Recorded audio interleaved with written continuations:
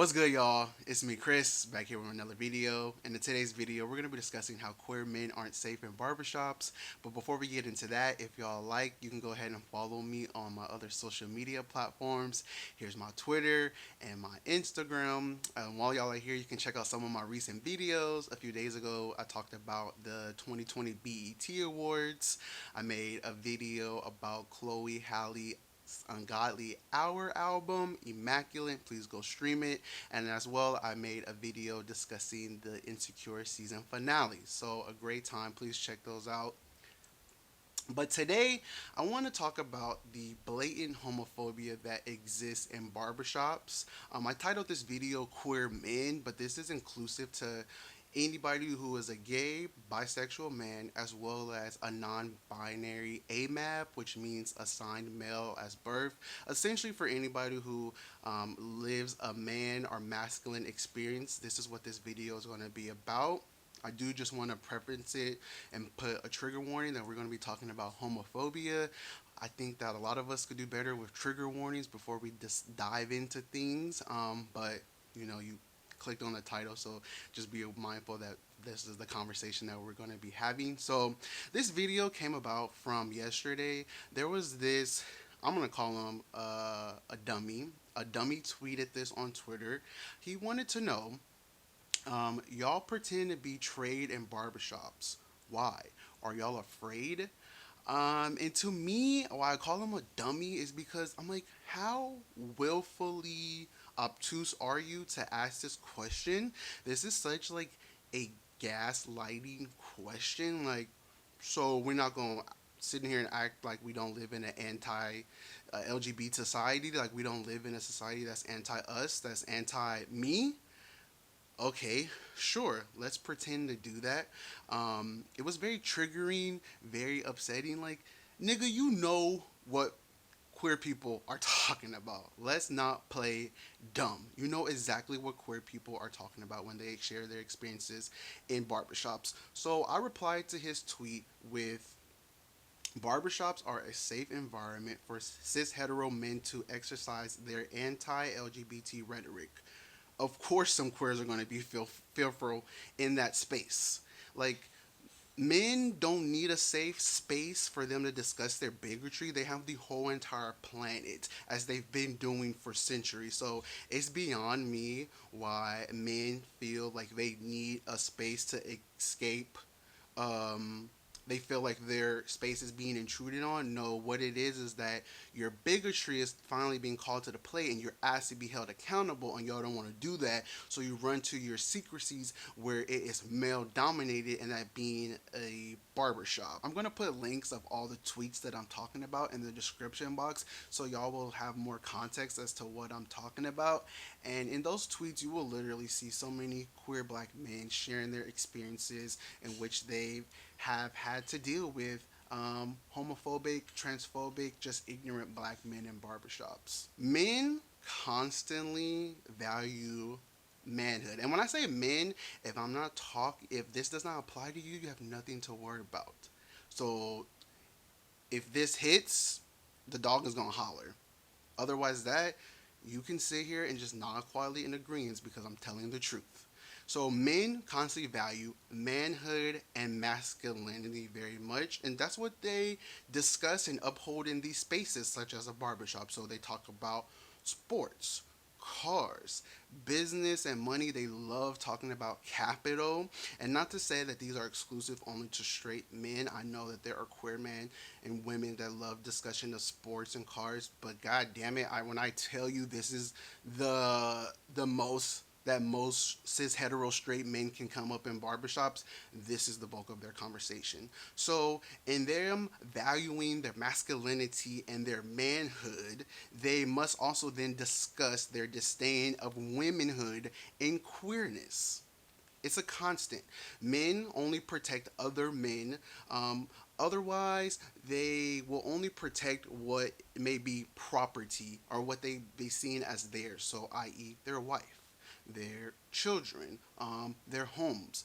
Otherwise, men do not go out of their way to protect women. Men don't go out of their way to protect queer people and trans people, but they will go out of their way to protect another man's bigoted thought. And so that is exactly what happens in barbershops. Men don't challenge other men's thoughts. Men do not challenge other men's thoughts. What they do in there is they discuss their bigotry and it's presented as like, oh, we're just having critical dialogue. When it's like all y'all are doing is just regurgitating white supremacy. A lot of y'all men think that for bigotry to exist that you have to display it in such an overt manner. Like you don't have to be burning pride flags and saying I hate fags to be homophobic. Homophobia and a lot of phobias and a lot of isms are very pervasive and they show up in the most insidious ways. Like the conversation that a lot of y'all have about gay couple representation on cartoons is homophobic. Because not anyone that I've seen discuss talk about the representation that is needed for gay couples to do anything with sex. Because the sex doesn't even exist on these cartoon shows. We're just talking about seeing two gay men together, and the fear, the the mere idea of it even being an opportunity. Y'all are like, no, no, no, no, no. I want to teach my children this. Do you think that I'm going to? I do not trust a straight person who is reluctant to let their children see gay people depicted in cartoons respond. Like I do not hold them enough to teach queer culture and to teach them about gayness. Are you kidding me? Are you kidding me? Do you think I'm gonna teach you, a whole ass straight person that is being homophobic, to teach you about this? Wrong. It's like y'all veil y'all homophobia with every single excuse or explanation except exactly for what it is. And the frustrating part to with this original tweet is that it was just so many pick me gays. It was so many pick me gays talking about not me. I come in there flaming. I'll beat a nigga ass up if they got something to say. I wish they would. I'm not worried about them. Blah, blah, blah, blah. Just a whole bunch crying privilege. They were just crying privilege. It was very upsetting to see the original person who tweet his retweets, the replies that he decided to show on his page just created this narrative that barbershops were a safe space for us when they're not. Like the mere fact that like the mere fact that so many people had to defend themselves, everyone is like, I'll come in and I don't have no problems. The fact that you have to be combative, how does that show that that's a safe space? Like, how do you feel safe when you have to be on your guard?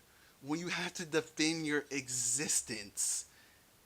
That further proves that barbershops aren't safe for even those of us that feel 100% secure in our sexuality. Like feeling, like I said, feeling safe in a barbershop is a privilege. Whether that's you have a queer barber, you have a queer barbershop, which are very far and few for the majority of us. Maybe you have a barber who is an ally, who is anti-homophobia. That's rare. That's the exception. The overwhelming majority of us have had to literally be anything other than queer in these spaces of male dominance. For a lot of us queer men, we have to really shrink ourselves when we walk into these spaces that value masculinity and their unrealistic ideas and toxic ideas of manhood. We got to make ourselves less gay. We got to make ourselves less seen. There is code switching that comes into play, and when we are in these barbershops, we have to police our body language and in the ways that we speak. For a lot of us, like it's just a means of survival. It's not even coming out of part of necessity or this is who we are. A lot of us do these because there is no space for us elsewhere to feel safe and feel seen. Like the fact that we have to police our language, like I don't be talking about who I'm hooking up with for my barbers or who I'm dating. Like I can't share those experiences of my queerness without feeling that people are othering me or feeling that people have like a disgust from me.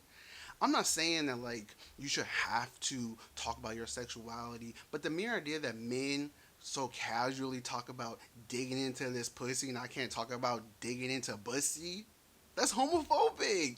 That's homophobic. It doesn't make any sense to me. It doesn't make any sense. Like I said, you don't have to share your business, but the idea that you being so afraid of sharing that aspect of your life that is very much human and a part of the experience of so many other humans, to me is very stifling.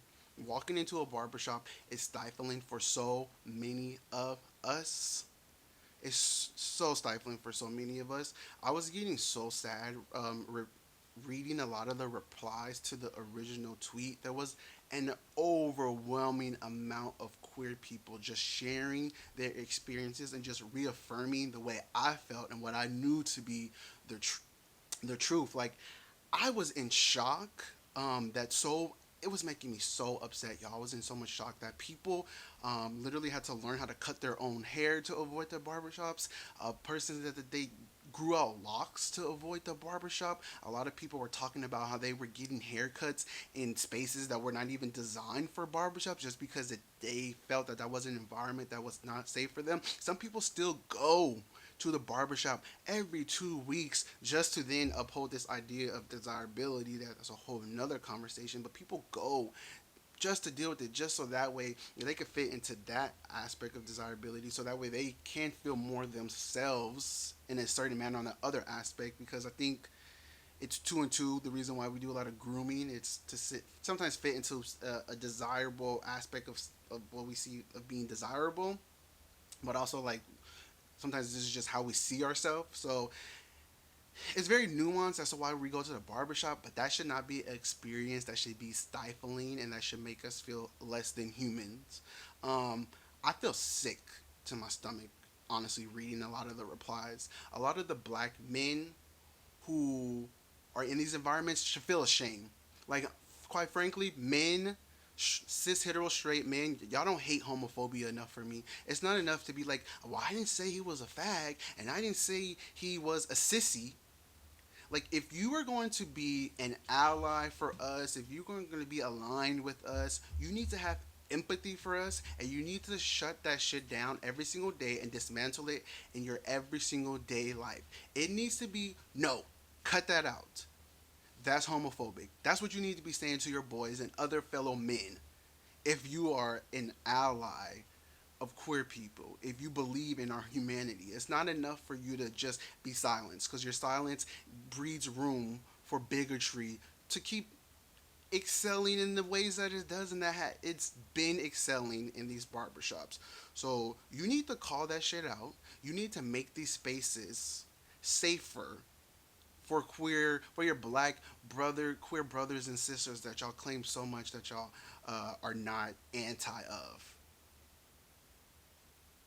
It shouldn't be on the onus for us to create spaces. We're going to create spaces because we see having safety as a mean of a necessity for us. Safety is a necessity for humans to feel comfort. So queer people are going to do it.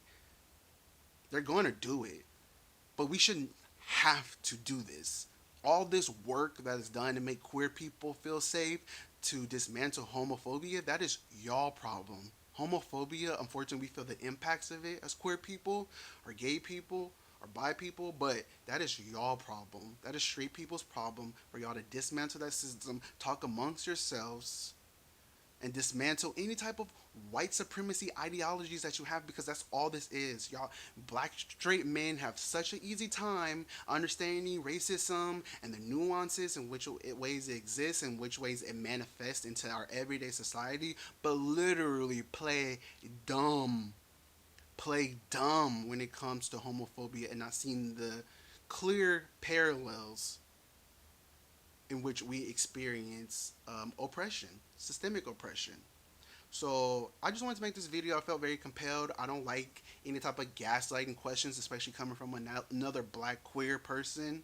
I've always said this before. Fuck your individual experience. I'm not quite interested in your individual experience being like the exception when there's plenty of other people who are experiencing systemic oppression, are experiencing their existence being shrunken because of bigotry and ignorance. Period. I'm tired of that. That's all the thoughts that I have for this video. Please leave your comments down below. I would love to hear. Give this video a thumbs up and subscribe to the Crispy Knowin family. And I will see y'all in my next video. Bye.